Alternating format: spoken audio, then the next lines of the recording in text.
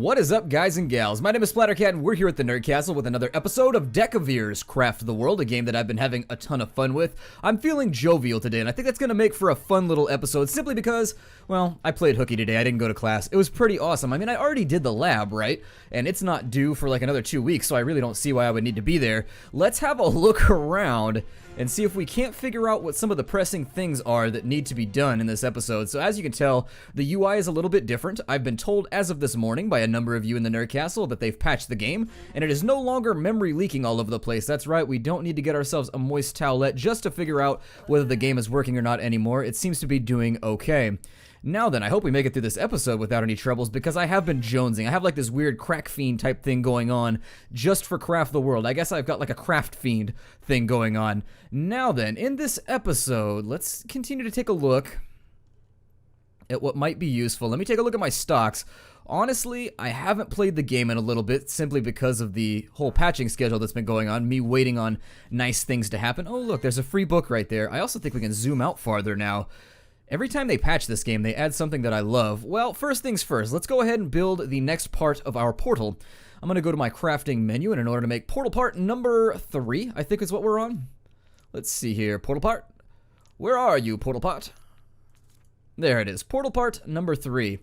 Let's go ahead and snap some steel into this baby. There we are, so it's now wielding the steel as Conan. And then we need some stones. We'll throw stone in there, and I think we need a mithril ore. Just to be extra fancy, some gold, keep it pimpin', you know how it goes. We've got purple crystals here. Purple? There you are, I know my colors, although it looks gray on my screen. Maybe I've just got my tint all weird. And then a green crystal. Now then, let's go part number 3, and in it goes. And that feels a little lackluster. I thought that was going to be more badass. It was just like, nope, here it is. Mundane, bing! Now then, what was everyone working on? I'm having trouble remembering exactly what we were doing. I should probably take notes or something or watch the last episode before I do this.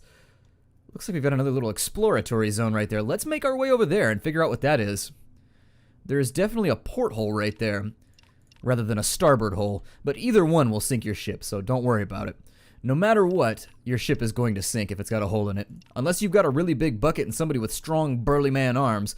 But no boat that I've ever been on has been filled with men with burly arms. It's been mostly just men with beers who then try and figure out how they're going to get home once they're absolutely tanked.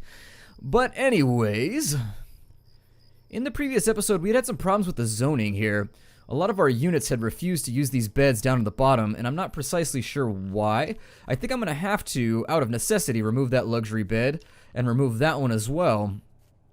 And once I do that, I'll try and snap another door in there, possibly. And if we can put in another door, as I imagine my dwarves would say it, if we could put in another rolly door, I think we'll be alright. We've got a nasty little specter slash poltergeist hanging out right there, causing all kinds of problems for us. Let me speed up the game a tad, because I feel like things aren't getting done as I queue them up. I like to play games like this at maximum speed. It's just a weird addiction that I have. I don't like to play these at normal speed because it just makes me feel like the work never gets done. You may have noticed back when I played Towns, I did the same thing a lot too. It was just like, nope, let's do this faster. Let's speed this up. I'm all about efficiency in all aspects of life, including the ones that would be considered important. So, whatever. Relationships, I try to be efficient. You know, sometimes being efficient in a relationship is probably a little bit of a downer for the other half, but then again, you do what you gotta do with the time that you have. Once they chop all that out of the way, I probably should start deploying more portals, so let's do that too. I'm gonna give that one a good tenor, and we'll make do with what we have. I feel like they buffed the mana regeneration too for some reason, or maybe it's just me. Oh, we got a fuzzy bugger over here who's getting shot in the face.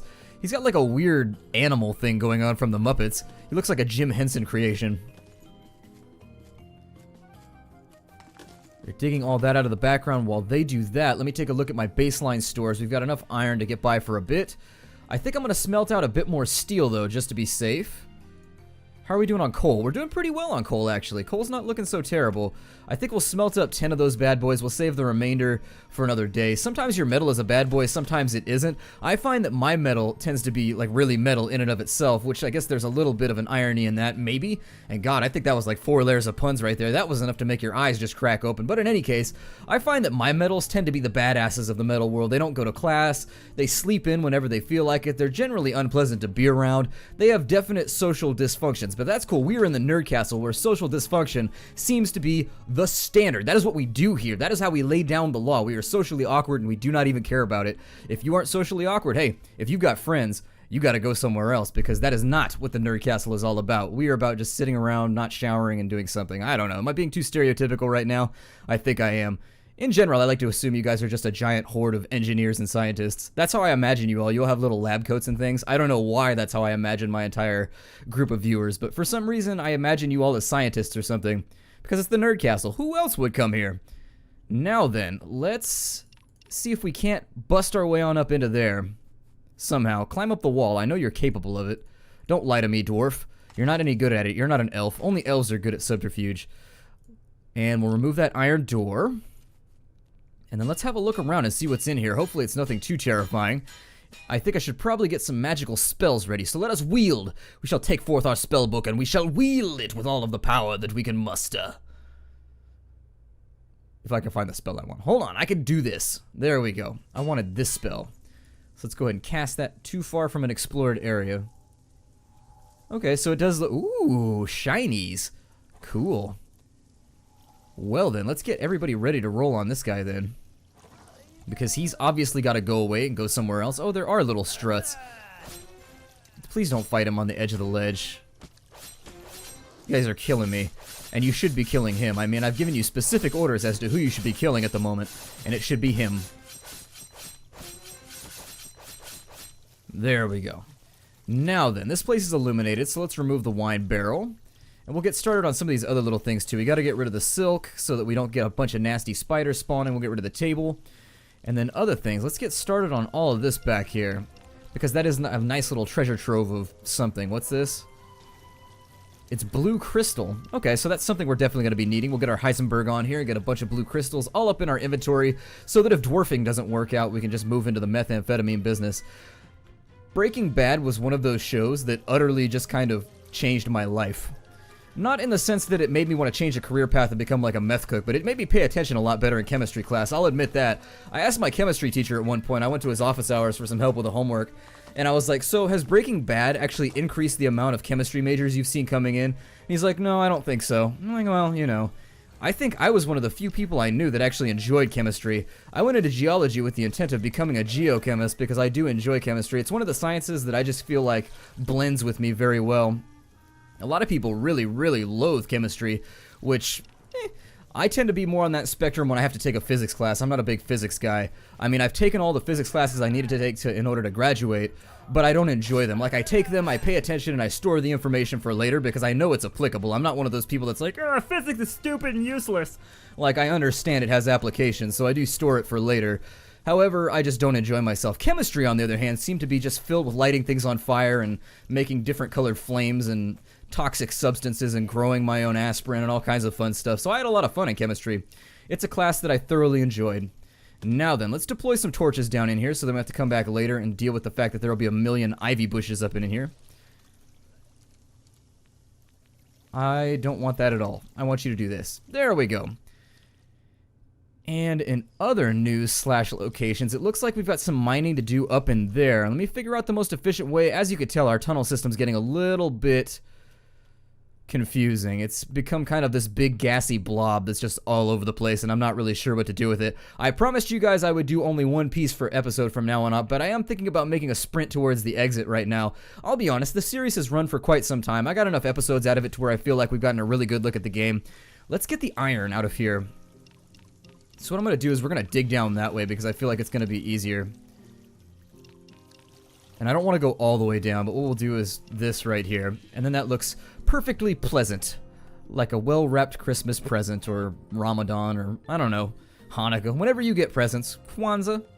I really have no idea what people do that don't have Christmas, to be honest. I'm not educated in that respect. I probably should be, in the interest of just like knowing how other people like spend the snowy season, but you know, it's one of those things.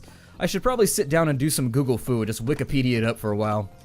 Just educate myself, become less ignorant, but at the same time, I'm wallowing in it at the moment. So that's why I bring it to light right here on the Nerd Castle, so everyone will know I'm ignorant. It's not just that I am, it's that I have to bring light to it with everybody else. Kind of make humorous context out of it and just be like, I don't know what I'm doing. I sort of want to get down there and fight with some of those guys. Let's work on our crafting tree. They've added some new things up here. New signs. Add a new sign. ABC. 1, 2, 3. Baby, just you and me. Never mind. Let's just go to the crafting tree because I'm getting confused. And when I get confused, Hulk smash. We've got some banners. We've got a longbow. We've got a brick wall there. So I'm going to go ahead and get going on a brick wall, I think. We'll probably have to place that in just a moment. The brick wall is comprised of both bricks and clay. I guess the clay is going to fill in as the mortar, I suppose, now that we've got that. And not the mortar that fires at our enemies. If we had one of those mortars, I feel like our lives would be much, much more simple. But, alas, I suppose I'll put a brick wall in right there. Let's also drop a door right there for latersies. And I can't put a door right there, unfortunately. I want to. I desperately want to put a door in right there because it seems like a good place for a door to go. But unfortunately, not gonna be able to be grabbed. Let's replace the earth right there. I'm gonna think about putting all this in with brick, possibly. Make everybody more comfortable. There's nothing like a good brick hearth or a good brick wall to make you feel like you're at home. Now then, back to the crafting tree. In this episode, I do want to make positive headway. We've got a steel door right there, which is gonna take a lot more parts than any of the doors previously used. So we need some steel bars, a lot of steel bars actually, and so there it is. They're gonna have to forge that one up, so we'll give it a minute. And we may think about using the steel doors along the sides, the flanks of our base, so that the enemy has a little bit more trouble getting in and invading us, because at the moment they sort of just waltz through the front door instantly, which is a terrifying thing to have to come to terms with, that you could be sleeping and all of a sudden a skeleton just comes in like, that's the sound that skeletons make, just they gurgle. They don't have any nasty fleshy bits, but they still gurgle. I don't argue with it. It's working as intended. Let's just leave it behind. We're out of food, so that's the next thing I should probably jump in on. Let's go ahead and get our dwarves fed. We got to put some steaks in, obviously. We've got a bunch of apple pies. So honestly, you've got my two favorite food groups right now already pre-assembled. Steak and apples. If you haven't seen those, or apple pies, I said apples. I don't really, if they're in their raw form, I suppose I'll take it if I'm hungry enough. But at the moment, steak and apple pie are like two of my favorite things in the whole world. If I could eat one right after the other, I would have to say, damn, it's been a pretty good day. And I'm starting to rhyme vicariously. That's how you know I'm in a good mood, is when I just bust into rhyme randomly. Now then, is that door finished? Someone craft my door. Make forth with the door. Sir? Well then. Oh, we got an invasion coming in pretty shortly. That should be fun considering what we saw from the last invasion. Let's go ahead and have everybody hit the shelter. And is this now boxed in? Is this working for me? This is still not working for me, even though I boxed it in. So let's maybe think about doing a second totem in there. And if I do the same thing I did a couple episodes ago where I can't find my totem, it's going to be, there it is.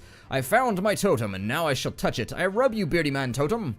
And now I stick you in places so that you do stuff. You fill my home with the sparkles of joy. I'm also going to work on getting rid of some of this refuse around.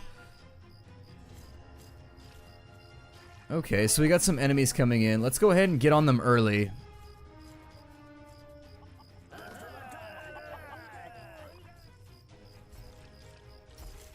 Because I feel like if they get the jump on me and they stack up too much, we never get anything done.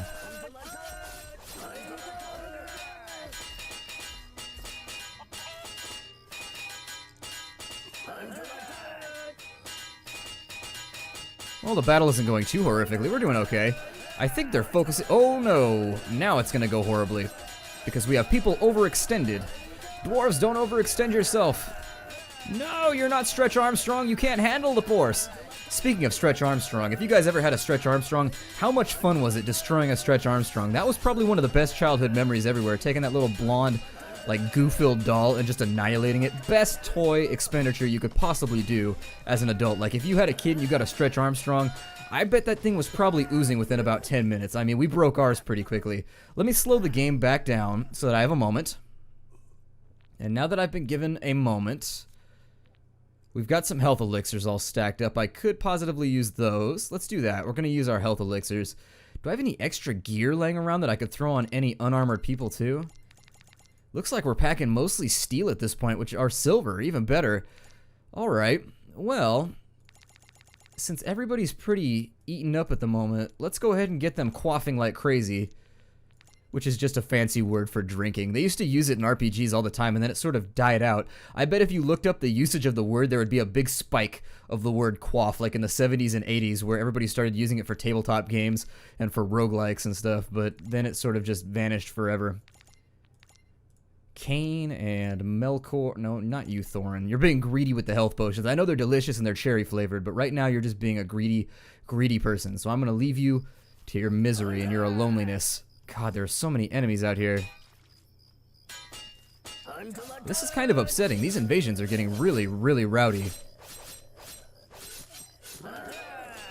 I'm going to speed it up slightly because I feel like it's not going rapidly enough. And this is where I want them positioned, where the enemy is hitting the door. They can't hit my dwarves. So essentially, I'm just doing damage out of the door right now, and they can't get at me, which is very, very cool. I never want my enemies to be able to get at me. That makes me nervous and uncomfortable. I want them to be isolated. And so now, see, this guy right here isn't getting with the program, so he's just kind of being a screw-up at the moment. I don't know why he's trying to climb that right there, but I'm going to get rid of it for a second so that he just sits back and shoots. There may be too many dwarves stacked up. I don't know if maybe there's something in the programming that dictates that once dwarves are stacked up to a certain extent, they start to count as like a solid wall or something, and now you guys are drowning, which makes me sad. I'm going to start throwing fireballs at these beezies. There we go. Fireballs away. Make my life easier. Oh, wow. That was awesome. Let's do that again. Yeah, that made me feel pretty good, although, honestly, they're just going to burn up in the sunlight anyways. We didn't lose any dwarves, did we? All right, we survived the nightfall. What a horrible night for a curse. I remember playing Simon's Quest on my Nintendo because I was unfortunate enough to... That was the only Castlevania game that I had.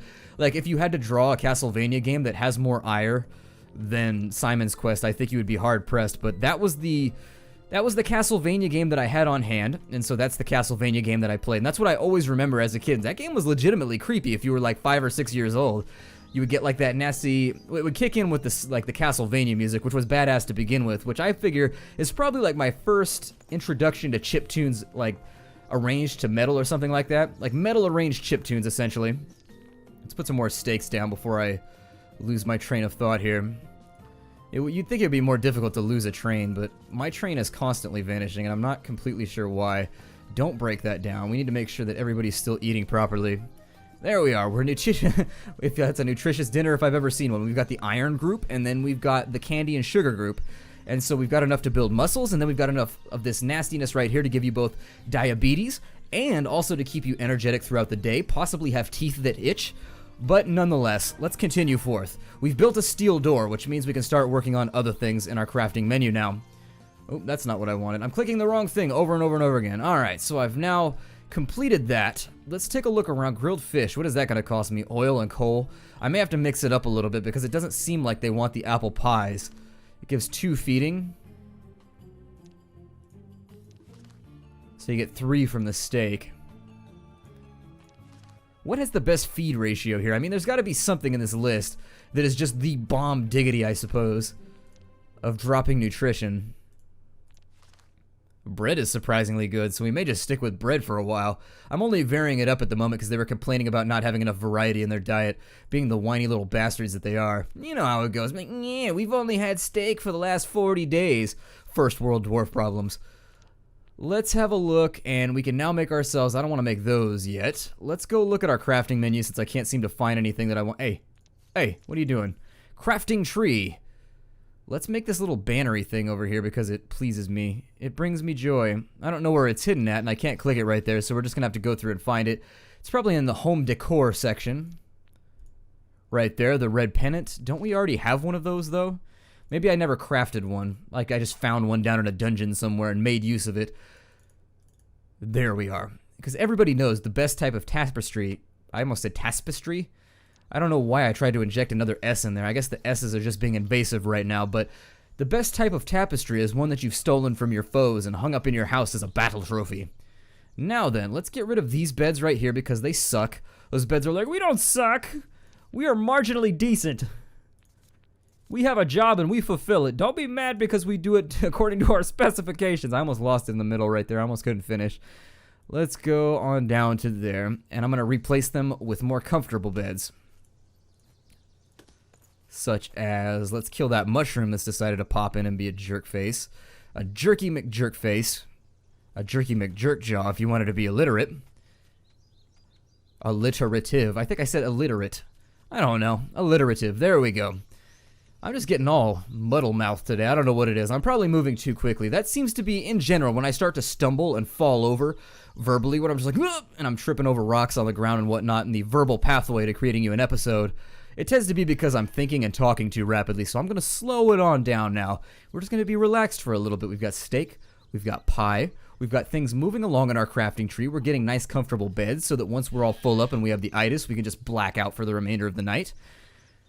And I had wanted to make a pennant. And so has the pennant been made? The pennant has been crafted. Is that the same one, though? It's got kind of a different look to it. No, it's the same one.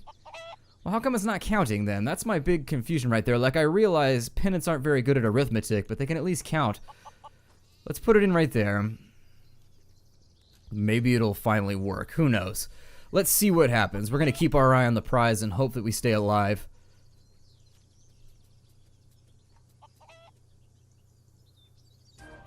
Okay, so I guess the red pennant that we already put up didn't count as being placed or something. Weird case right there. We've also got a longbow. Let's go ahead and make a longbow because that seems like something that would be really, really good for our archers who haven't received an upgrade in quite some time. They've been whining about it on the forums. My dwarves have a forum that they hang out on. It was the worst mistake I've ever made opening up a forum because that seems to be just opening a nasty can of worms. I gave them social media and the ability to interact with one another without having to like talk face to face, and unfortunately the whole side effect of that is that they've decided to band together in their hatred of me. So we're going to make the archers happy right now, and the archer sub-forum will praise us for a few days until they're demanding a patch once more. We'll give those bows to all of our archers. I assume they're going to have a much better attack rating, which will be really, really good for us because the enemies are getting kind of nasty out there. They're giving us some reasonable problems. We're going to gather up this water, too, now that it's raining. Good.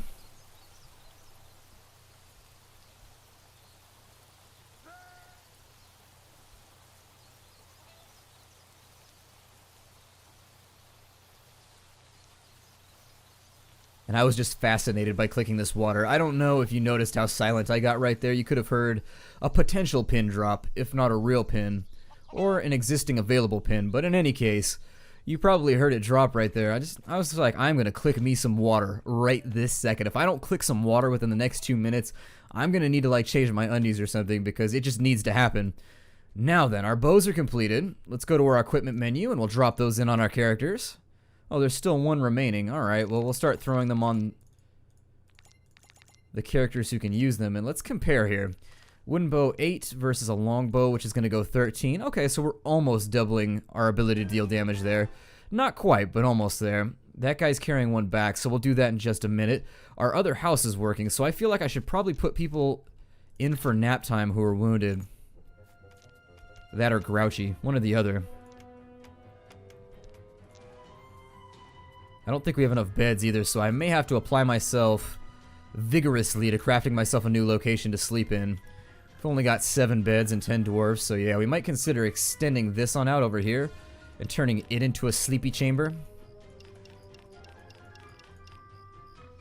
Although it looks like there's a cave over there, so we're not going to be able to extend it out too far, but we will be able to go out a little bit and put maybe 2, 3, 4 beds in there and then put a door in. That might be feasible. I don't know if we're gonna have to make another totem or anything, but we're definitely gonna have to make it work. They award us totems every now and again, and I may not just be making good use of mine.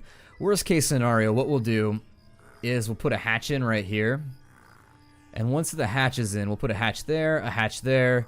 We'll take that door out, and then put another door in. Oh, I don't know. Maybe on this end we'll hollow this out and put a door in so that this counts as a room. We've got to play against the system a little bit, which can be obnoxious at times, but it's okay. It'll work out. I think I'm going to break the episode off here. My name is Splattercat. Thank you for joining me in the Nerd Castle for another episode of Craft the World. I look forward to seeing you in the next episode. Take care out there, everybody, and hi-do, because I owe you one. I don't think I said it at the beginning of the episode. Hi-do.